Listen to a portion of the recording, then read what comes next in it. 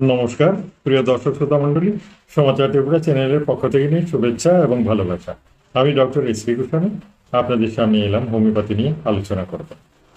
দেখুন, হোমিওপ্যাথিতে এমন কিছু ওষুধ রয়েছে যেগুলো সত্যি সত্যি মানুষের জন্য সাংঘাতিক ফলপ্রদ। আমি দেখেছি সাংঘাতিক ফলপ্রদ। অনেক সময় তো অ্যালোপ্যাথি পর্যন্ত মানে ফেলিওর হয়ে যায় এদের কাছে।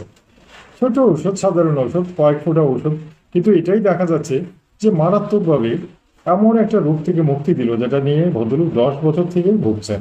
বুঝতো, সামান্য কিছু ঔষধ, কিন্তু এই ওষুধ দিয়েই দেখা গেছে যে অনেক দিনের পুরনো রোগটাও কিন্তু চলে গেল। তো এটাই হচ্ছে হোমিওপ্যাথির একটা ক্রেডিট, এবং আমি বলবো যে এটাই তার বৈশিষ্ট্য। এটার জন্য লোকেরা আজকাল হোমিওপ্যাথিকে খুব দাম দেন। অনেকে আগে কিন্তু হোমিওপ্যাথিকে ওষুধই মনে করতেন না, কারণ এটা জলের মতো ওষুধ। তো সব আইটেমেরই জলের মতো ঔষধ, সুতরাং এই জলের মতো ঔষধটাকে যে এটা যে কাজ করবে অনেকের বিশ্বাসই ছিল না, মন্ত্রের মতো মনে হতো। অনেকে বুজরুকিয়ে বলেছেন।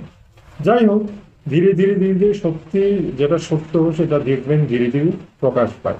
তো সেটা অনেক বছর লেগেছিল সেই সত্যিকারের তার পরিচয়টা পেতেই।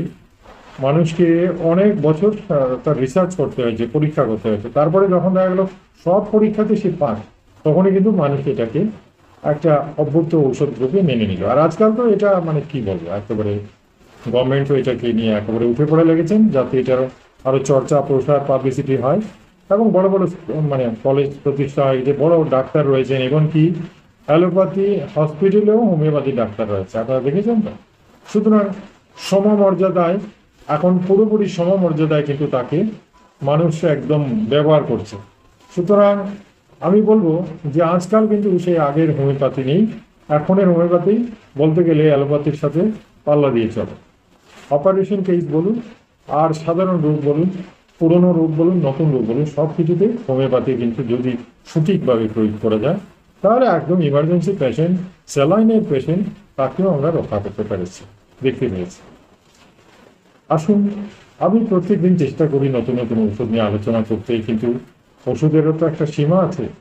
প্রায় সব ওষুধ নিয়ে আলোচনা করা হয়ে গেছে, এখনো করে যাচ্ছি, ভবিষ্যতেও করব।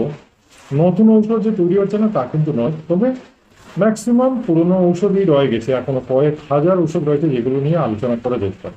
তো আমি চেষ্টা করছি প্রত্যেক দিন নতুন নতুন ওষুধ নিয়ে আলোচনা করব, নতুন রোগ ব্যাধি নিয়ে আলোচনা করব। আজকে যে ওষুধ নিয়ে আজকে আলোচনা করব সেটা নিয়ে আলোচনা হয়েছে, তবে এটা বিস্তৃতভাবে হয়নি। আজকে তাই ব্যাপারটা ভালো করে বুঝে নিই। তার আগে বলে নিচ্ছি, আজকে আমি যে বিষয়টা নিয়ে আলোচনা করতে চাইছি সেটা হচ্ছে কিন্তু মেইনলি চর্মরোগী বলতে পারে, স্কিন রিলেটেড ইস্যু, যেগুলো চর্মের উপরে মানুষের যা যা সমস্যা হতে পারে চামড়ার উপরে, আর সেটার জন্য লোকেরা প্রচুর ভুগে থাকেন। আর বিশেষ করে আর্টিকেরিয়া, আজকে আমবাত নিয়ে আলোচনা করব। এবং বিশেষ করে চর্মরোগের মধ্যে যেটা আমবাতের মধ্যে হতে পারে, চুলকানি, জ্বালা এবং বিভিন্ন ফুলে যাওয়া, এই সমস্ত কিছু, যে ওষুধটা খুব তাড়াতাড়ি কাজ করে, সেই ওষুধটা নিয়ে আজকে আলোচনা করব। এবং আমি জানি এটার একটা, যে ওষুধটা নিয়ে আলোচনা করব সেটা শুধু যে চর্মরোগের জন্য তা কিন্তু না। চর্মরোগের সাথে এটা কিন্তু আরো কয়েকটা মারাত্মক রোগে দারুণ ফলপ্রদ দেখা গেছে, একেবারে বাত থেকে শুরু করে, হ্যাঁ, ইউরিনারি ট্রাবলস থেকে শুরু করে আরো অসংখ্য সিমটম রয়েছে যেগুলোতে সে ভালোভাবে কাজ করতে পারে। তাই এটা মানুষ স্বাভাবিকভাবেই চর্মরোগ রিলেটেড যা যা সমস্যা আছে, অর্থাৎ চর্মরোগের সাথে সাধারণত মানুষের আরো কিছু লক্ষণ থাকে। ওই যে বললাম না, বাতের সাথেও চর্মরোগ থাকতে পারে, বা আরো অন্যান্য প্রস্রাবের সমস্যা থাকতে পারে, এটা থাকতে পারে, এরকম অনেক কিছু আছে। তো সমস্ত ক্ষেত্রে কিন্তু আজকে আমি যে কথাটা বলবো, একটি ওষুধ আমি বেছে নিয়েছি।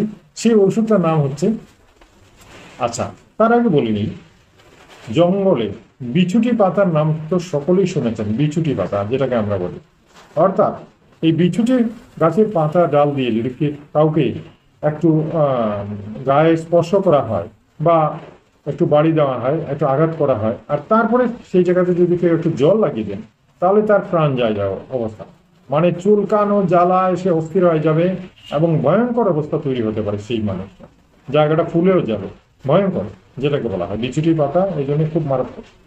সেই বিছুটি পাতার মতোই ডগ প্ল্যান্ট বলুন, বা বিভিন্ন নাম রয়েছে এটার।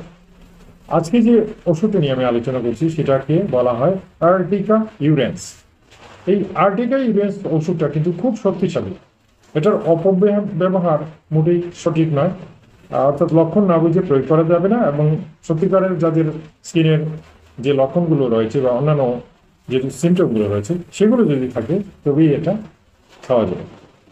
তো সবার আগে বলছি যাদের আমবাত রয়েছে, আমবাত দেখেছেন ফর্সা, যাদের ফর্সা চেহারা, যাদের চামড়াটা হলদে হলদে পরিষ্কার, সেখানে যদি হঠাৎ করে দেখেন যে চুলকাচ্ছে, আর চুলকানোর পরে জায়গাটা একেবারে ফুলে ফুলে উঠছে, ফুলে ফুলে উঠছে, জায়গাটা লাল লাল হয়ে যাচ্ছে ফুলে ফুলে, হ্যাঁ আঁচড়ের মতো আঁচড়াতে ইচ্ছে করে, আঁচড়ানোর পরে দেখা যায় জায়গাটা লাল লাল হয়ে অনেক দূর অব্দি অ্যালার্জির মতো ফুলে গেছে, আবার বেশ কিছুক্ষণ পরে কিন্তু সেগুলো মিলিয়ে যায়। এগুলো হচ্ছে আমবাত, আমরা যেটাকে আমবাত বলি আর্টিকেল। তো এই এই রোগের জন্য মেনলি আর্টিকা ইউরেন্স কিন্তু খুব ভালো। কিন্তু তার সত্ত্বেও আমি বলবো যে অন্যান্য অ্যালার্জেটিক যে সমস্ত আরও সমস্যা আছে, যেমন বলছিলাম বাতেরও সমস্যা থাকতে পারে, মহিলাদের সাদা স্রাবের সমস্যা থাকতে পারে, এগুলো তো এটা ভালো কাজ করে। সুতরাং এই ওষুধটা অলরাউন্ডার, আরও বিস্তৃতভাবে আপনারা জানতে পারবেন। আমি ডেসক্রিপশনে কী কী রোগে ব্যবহার করে আমি একটু সুন্দরভাবে লিখে দিয়েছি, যাতে করে আপনারা বুঝে সুঝে এই ওষুধটা প্রয়োগ করতে পারেন। তবে আমি রিকোয়েস্ট করব এমনি এমনি খাবেন না, কেন কি খেলে পরে হয়তো উল্টা চুলকানি শুরু হয়ে যেতে পারে। ঠিক আছে, আসুন আমি আপনাদের রিকোয়েস্ট করবো আমার চ্যানেলে আজকে যারা নতুন এসেছেন চ্যানেলটাকে অবশ্যই সাবস্ক্রাইব করে নেবেন, বেল আইকনটা টিপে দেবেন, যাতে প্রত্যেকদিন আপনার মোবাইলে আমার ভিডিওগুলো চলে যায়।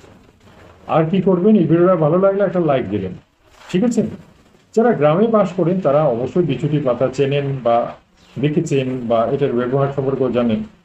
আর যারা শহরে তাদের আমি অলরেডি বলে রাখছি যে আর্টিকা ইউরেন্স হচ্ছে এমন একটা প্ল্যান্ট থেকে তৈরি, যেটা ওই জাতীয় গাছ, বিছুটি গাছের মতোই গাছ, ডগ প্ল্যান্ট বলা হয়। তো সেটার পাতা, ডাল, ছাল এগুলো থেকে এই ওষুধটা হোমিওপ্যাথি পদ্ধতিতে তৈরি করা হয়, এবং সেটা চর্মরোগ রিলেটেড যা যা সমস্যা আছে সেগুলো খুব সুন্দরভাবে ভালো করতে পারে। এই জন্য এই ওষুধটা খুব সুনাম এবং খুব ভালো কাজ করে বলেই এটা একটা ভালো জায়গা করে রেখেছে হোমিওপ্যাথিতে। আশা করছি আপনারাও ট্রাই করতে পারেন। ডিসক্রিপশনে দেখে নেবেন কী কী রোগে এটা খাওয়া যেতে পারে, ডিটেলসটা আমি লিখে দিয়েছি, অবশ্যই দেখে আপনারা ব্যবহার করতে পারেন। ঠিক আছে, আসুন আগামীকাল আরেকটা মূল্যবান ভিডিও নিয়ে আপনাদের সামনে হাজির হব। ততক্ষণের জন্য কিন্তু বিদায় চাইছি। নমস্কার।